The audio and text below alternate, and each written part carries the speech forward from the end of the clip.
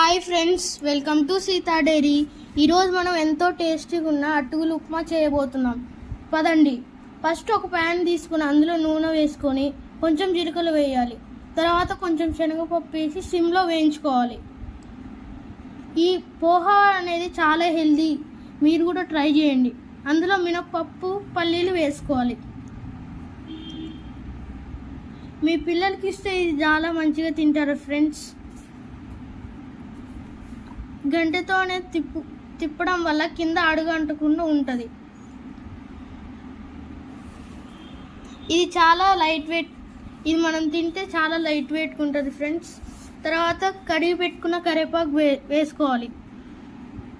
తర్వాత సిమ్లో పెట్టి దాన్ని వేయించాలి. తర్వాత ఆనియన్స్, చిల్లీ వేసుకోవాలి.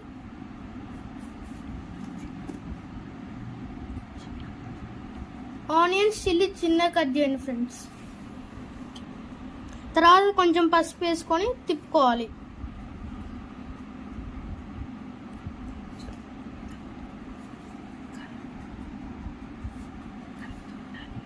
తర్వాత దీన్ని కలుపుతూ ఉండాలి. కలుపుతూ ఉండడం వల్ల అది మాడకుండా ఉంటుంది. కొద్దిసేపు అట్లా వేయించుకున్న తర్వాత కొంచెం ఉప్పు వేయాలి. సాల్ట్ వేసిన తర్వాత కొంచెం తిప్పుకోవాలి.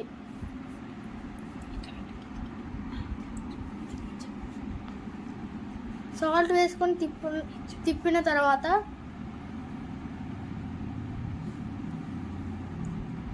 అందులో మనం సోక్ చేసుకున్న అటుకులు వేయాలి.